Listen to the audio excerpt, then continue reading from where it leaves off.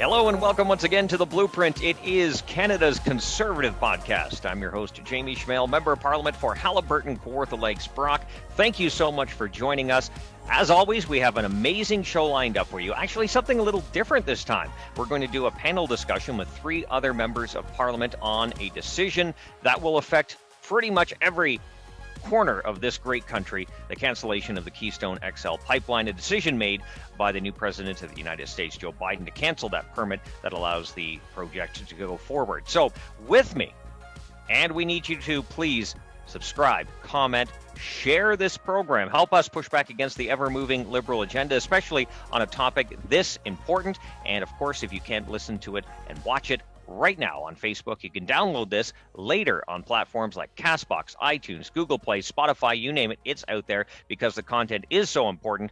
And that message that we need your help with, again, we need to edge into your social network. Hit your friends that might be open to hearing this conservative message because it is very important, because we need to ensure that the Conservative Party of Canada is the next government of this great Canada country in order to ensure economic success and prosperity going forward.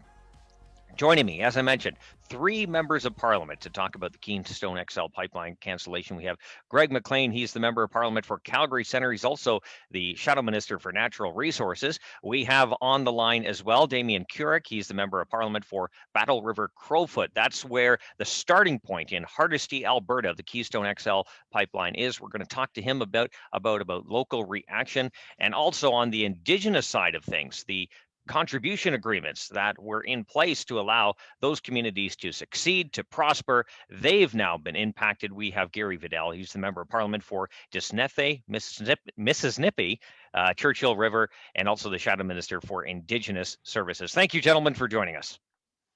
Thanks for having us, Jamie. Thanks, Jamie. Greg, let's talk. Let's start with you first. You're the Shadow Minister for Natural Resources. This is something that is compounding the problem here in Canada, the fact that we are not able to get more of our energy to market.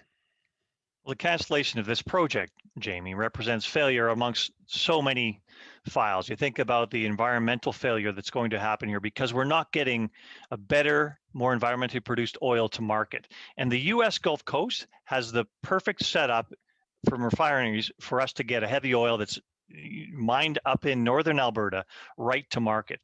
A lot of Canadians don't know this, but we receive a strong discount on our oil as a result of the fact that we have to ship it by rail and other means. We're constrained in that. So we get about a $15 discount to West Texas Intermediate for our oil.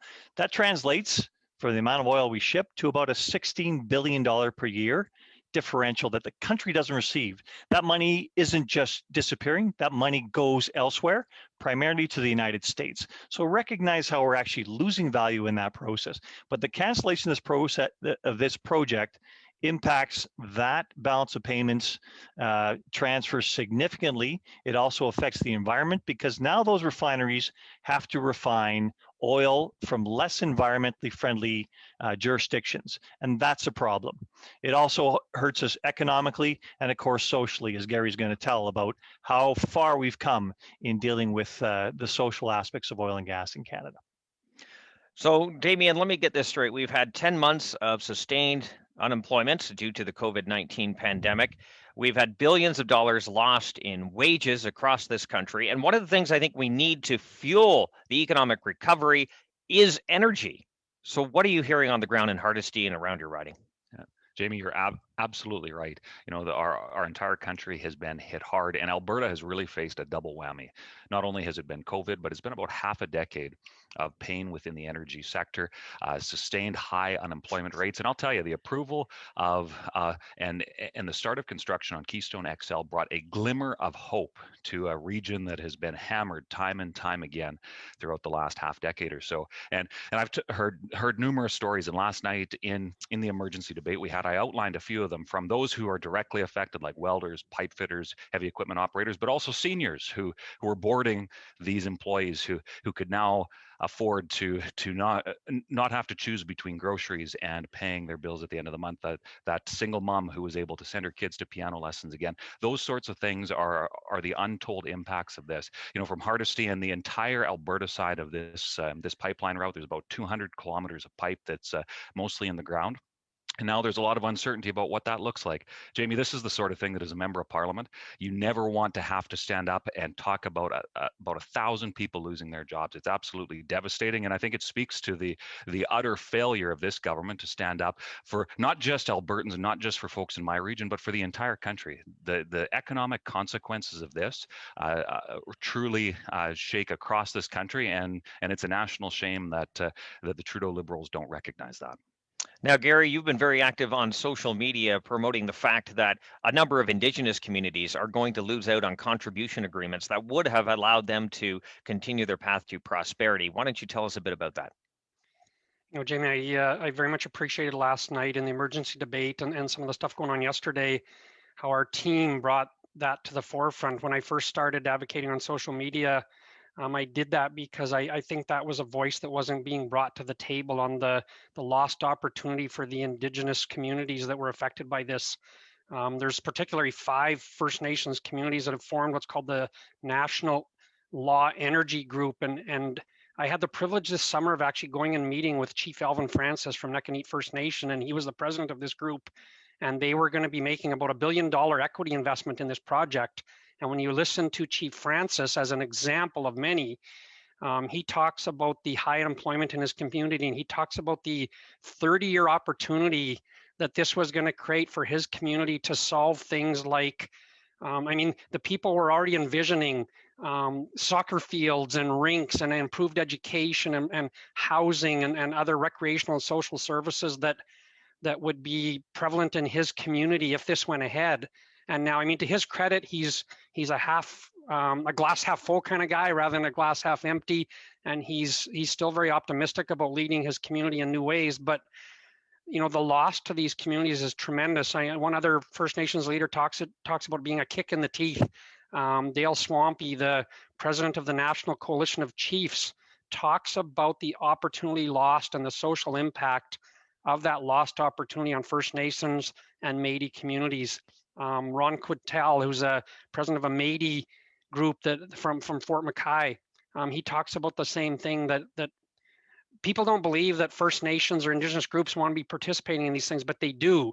And his concern is that all we hear is kind of the extreme left and the extreme right, but we don't hear the voices of the moderates, and a number of these are Indigenous leaders that are taking that opportunity to improve the lives of their communities.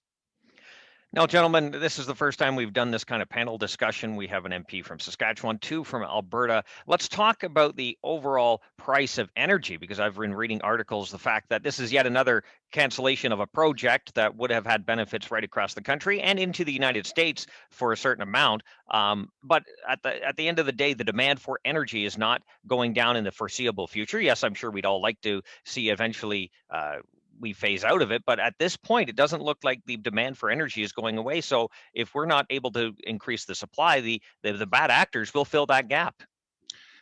Yeah, I can speak. Sorry, Damien, you go ahead. My apologies.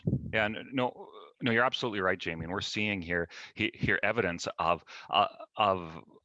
hypocrisy on the highest level. We are seeing that while the liberal environmental hypocritical argument is campaigning to shut down Alberta Energy, devastating our economy locally, seeing people suffer, impacting First Nations, it's hypocritical in the highest level, because those energy demands, that global growth, which is projected to continue for decades to come, that growth in oil demand is going to be filled by dictators and despots and from jurisdictions that don't have the same standards, don't have the same environmental, ethical, or human rights understanding that we do, and yet Canada leads the world in this industry, and yet we're the ones paying the price for this sort of poor decision making. And let me follow on that. And thank you, Damien. last year, the Russians started a $260 billion oil development in their north. That's very significant to the world. So they're actually pricing in a higher price for energy as they continue to develop their resources. We're retreating. We have to realize where our energy comes from in North America. It comes a lot from hydrocarbons. What we have to do to address that, of course, is decarbonize our economy and make sure that we are producing an environmentally friendly power solution.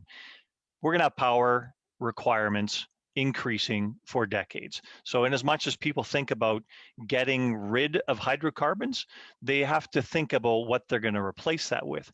And when they talk about replacing that with electricity, right now, clean energy in Canada, which includes hydroelectric power, accounts for 17% of the power produced in Canada. So if you're talking about, a set of dams and windmills and solar panels, that it's going to be 6 times the clean energy footprint we have in Canada right now, that's a long time horizon. And every one of these, you think about how long it takes to actually build a dam, it takes a decade. And they usually go about 100% over budget. We've got 3 recent examples of that where we're actually cost benefit, if you actually look at it from the beginning, doesn't serve its purpose. They're going to cancel potentially here Site C based in British Columbia based on the economics alone, because it no longer makes sense based on the extra costs and the instability of the dam itself that they've exposed in the actual development here. Where are we going to get all this power?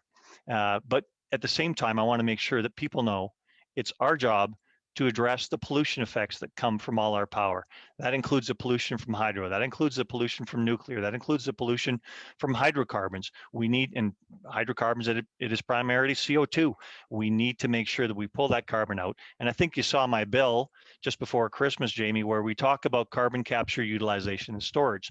That is about pulling carbon out of the equation and actually giving people a tax credit for it. So we're enabling people to produce cleaner energy. Now, yes, absolutely. And as someone from Ontario who had to go through the Ontario Liberals Green Energy Plan that saw billions poured into solar and wind turbines only to produce less than 5% of the province's entire needs, is quite frustrating because we saw the level of energy poverty that increased as a result.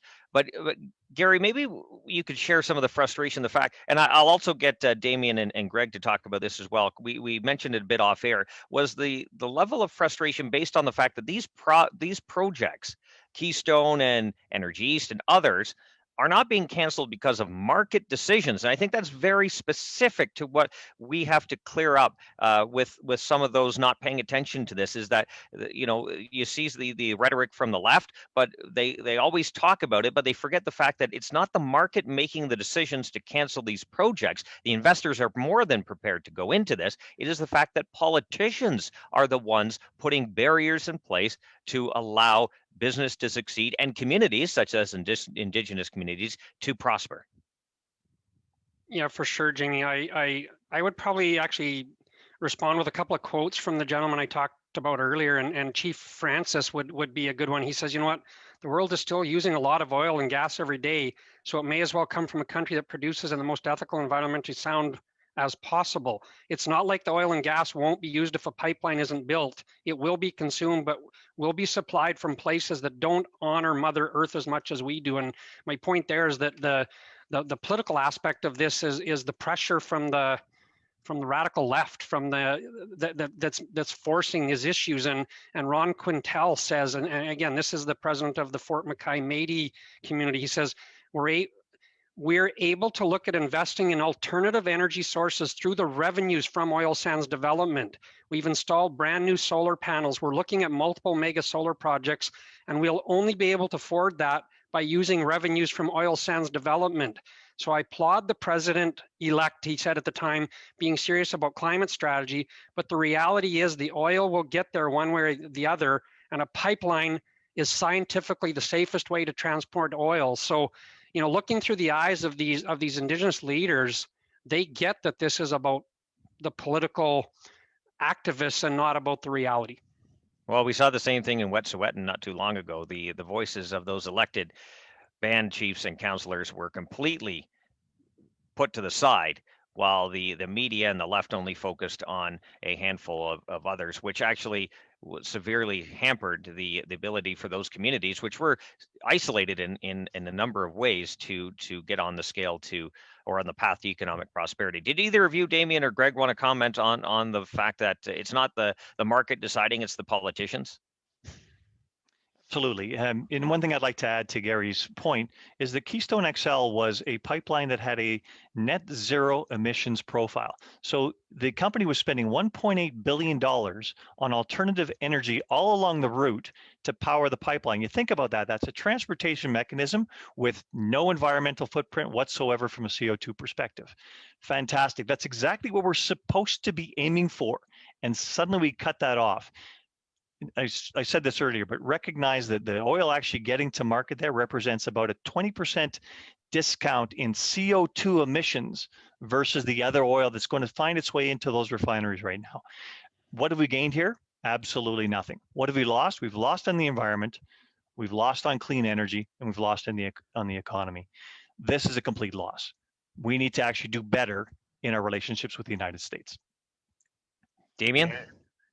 It's incredibly frustrating that you have the Prime Minister capitulate after, he had months to be working with the incoming Biden administration, but instead, ironically, a Prime Minister that cares nothing about his own election promises simply comes out and says, well, it's time to give up because that was an election promise that our neighbors to the south made. Well, that's not good enough. And certainly in Alberta and across Canada, you see that the science and the facts are clear that this is the right project, that this is the right sort of thing that our nation needs. And it speaks clearly, I think, that Justin Trudeau and his government and a number of the activists within his government that at different times throughout their political careers and prior to, like the Heritage Minister, have celebrated the fact that Alberta Energy has been landlocked. This seems to have been the plan all along, and then now they can conveniently say, and even last night, there was a number of times where Liberal MPs would say somewhat along the lines of the right thing. Well, saying the right things, but not backing it up with action is, like I said before, a national shame. And it speaks to the hypocrisy that exists within the Liberal Party and some of the activism that is bent on shutting down Canadian energy, yet ignoring the benefits that this industry brings both to Canada, but also the world. Look, the world needs more Canada, and that includes more Canadian energy. And it's unfortunate that we're now discussing this from the perspective of a project that's been shut down and the devastating impacts and long-term implications that this has all across Canada. I think another kick we have too is the Buy American plan that President Biden has signed in, basically increasing the level of content of American-produced goods into government procurement. What else does this mean to our industries or manufacturing? Well, I'll lead in that. I think it's something we have to look at very carefully here. And number one, it's a treasured relationship we have with the United States. It has been for decades. Mulroney Reagan put that together because we were working together at that point in time. Everybody recognized once that was over the goal line that this is a mutually dependent, mutually advantageous arrangement, a free trade agreement between two of the world's leading democracies. And it worked so well for years. But you watch it get chipped away by each administration that, of course, is always playing to local interests.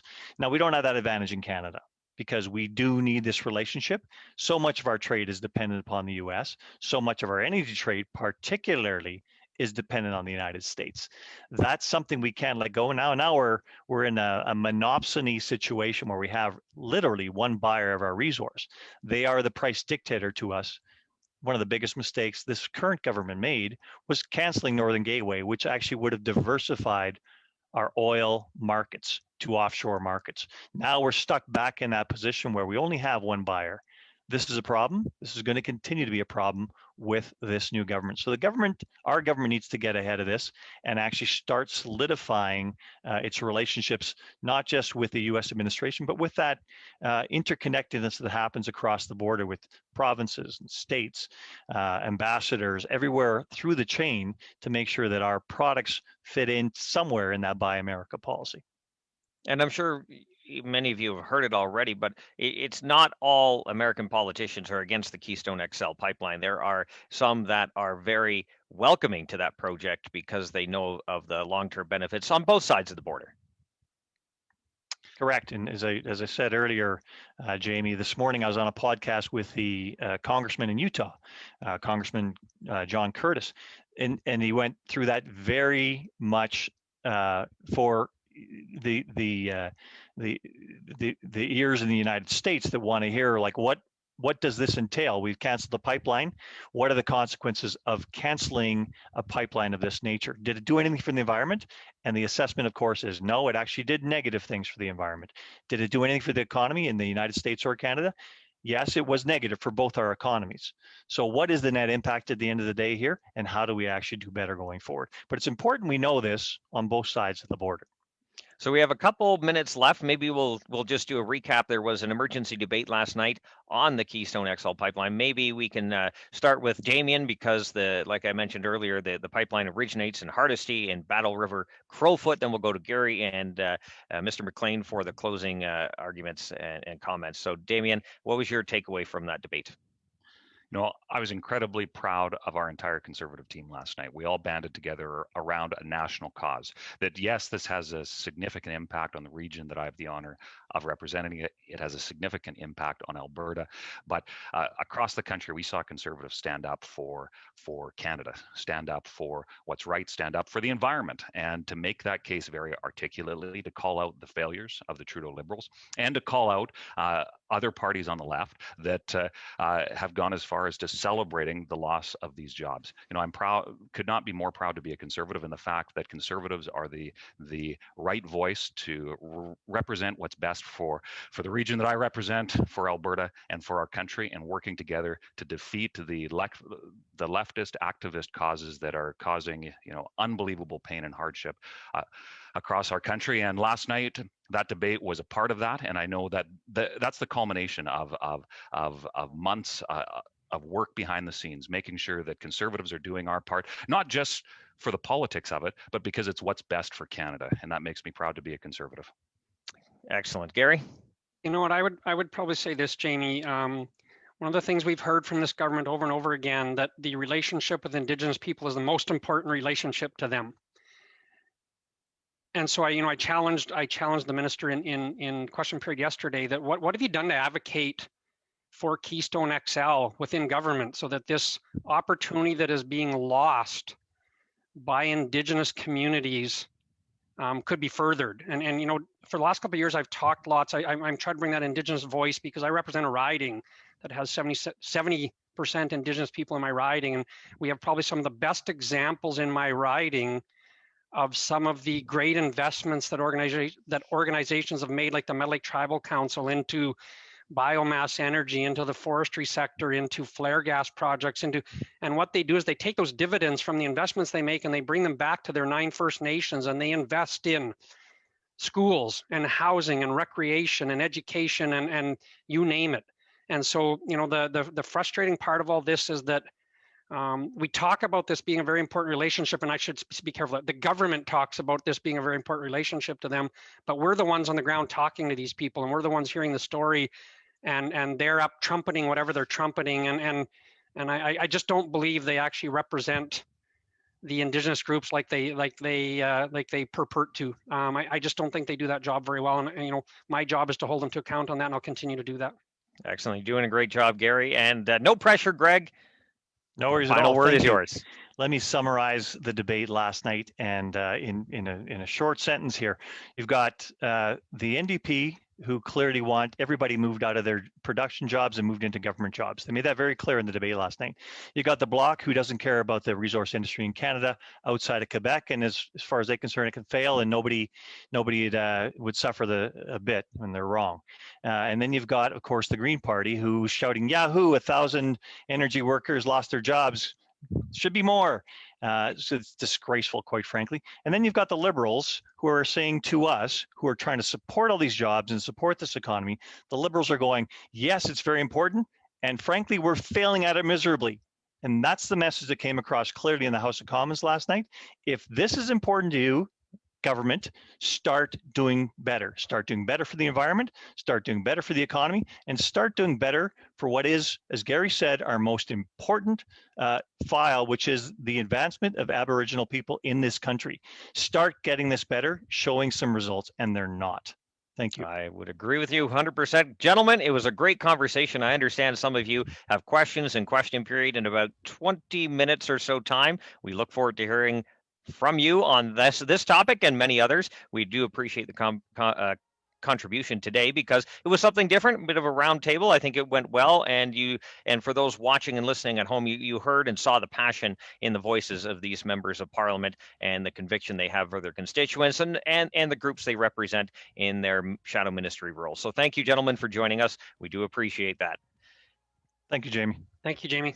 So again, we had Damien Kurek, the Member of Parliament for Battle River-Crowfoot. We had Gary Vidal, the Member of Parliament for Desnethé-Missinippi-Churchill River, and he's also the Shadow Minister for Indigenous Services, and Greg McLean, the Shadow Minister for Natural Resources, also the Member of Parliament for Calgary Centre. And as always, great content today, so we need you to please like, comment, subscribe, share this program, help us push back against the ever-moving Liberal agenda. Of course, if you can't watch it all today on Facebook, you can download it on platforms like Castbox, iTunes, Google Play, Spotify, you name it. It's out there. Together we can do this and ensure that Erin O'Toole is the next Prime Minister of this great country of Canada. New content every single Tuesday, 1:30 p.m. Eastern Time. We appreciate your time here today. Make sure you join us again next week. Thank you once again. And remember, low taxes, less government, more freedom. That's the blueprint. Thanks for joining us.